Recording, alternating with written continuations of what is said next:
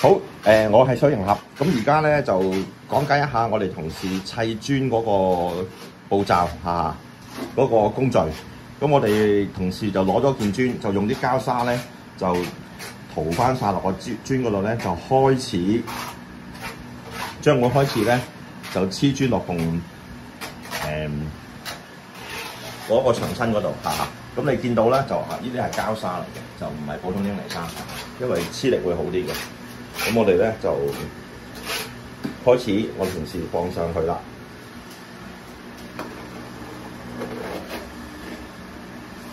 咁我哋要拍實啲啦，要拍實翻佢啦，咁要確認嗰啲英泥沙咧係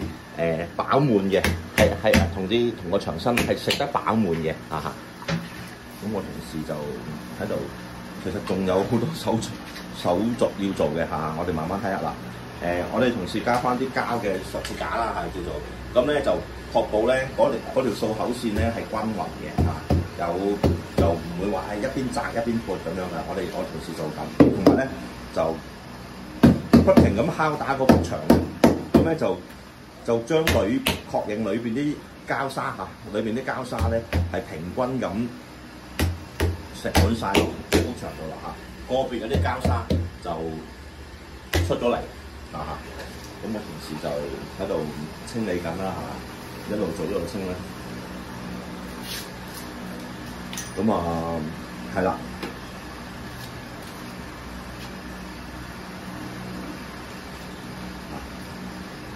我哋繼續講解下。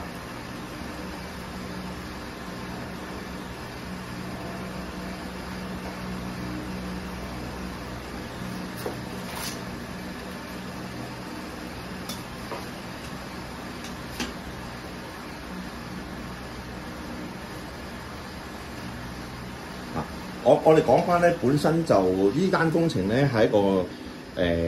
大圍嘅一個住宅單位，大圍名城啦講埋大圍名城嘅一個住宅單位。咁本身咧就拆咗個浴缸，咁咧就會轉咗做企缸。咁我哋咧而家呢一刻咧，其實咧拆浴缸做批盪做防水嗰個程序都完咗啦，確認咗我哋個防水層做好咗，防水層試埋水啦，係冇問題啦。咁咧就開始叫做進入最後一個階段，黐翻磚咁樣啦。咁我哋就而家就啱啱睇翻呢個工序咧，就影一影俾大家睇下，咁多啲了解啦咁我哋講過啦，咁我哋不斷咁拍打咧，就會係將裏邊啲英泥沙咧，盡量飽滿咁食住幅牆身咁樣啦咁一陣間嘅同事咧就使唔使攞嗰個嘢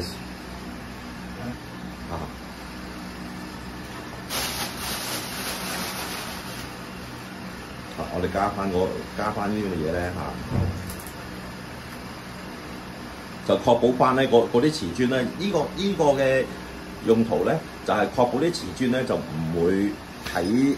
裏邊咧外斜翻突線咗落嚟，即係唔會話反咗落嚟啦。咁呢係啦，咁我哋食實佢確保啲瓷磚係唔會係貼住埲牆啦，就唔會話偏離咗幅牆出咗嚟。咁我哋咧用翻啲錘仔，都係其實我哋咁樣仲用手又好，用錘又好咧，都係確保嗰幅牆嗰個膠沙係食滿咗，就唔會係有空鼓咁嘅情況啦咁一陣間我同事咧，如果做得咁上下，發覺係有把握嘅話，就開始用隔離嗰個平水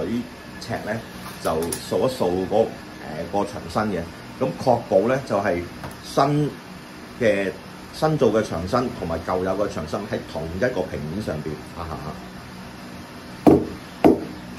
咁佢而家發現到有少少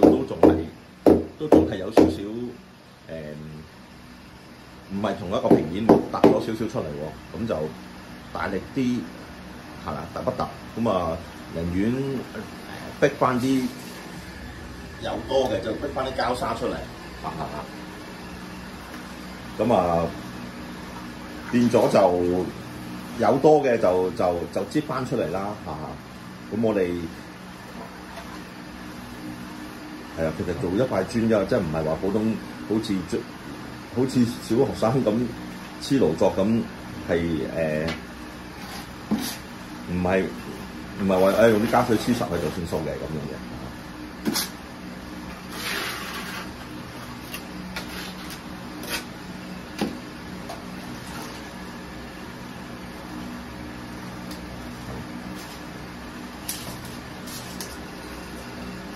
咁我同事就睇睇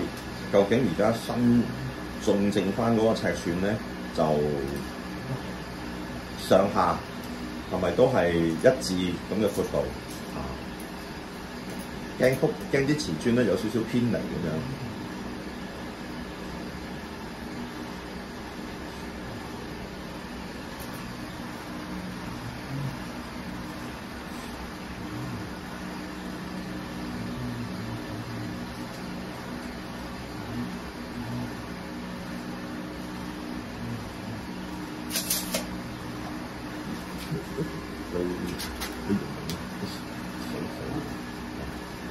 我哋拍一拍，我哋用個紅色車拍一拍，係啦，都發現有新嘅，都係冇漏光啊！嚇，數下前面後邊咁，呢度啊，拍過嚟咗，係啦，冇任何漏光嘅情況發現嘅。好，咁今日介紹係咁多，多謝大家收睇，拜拜。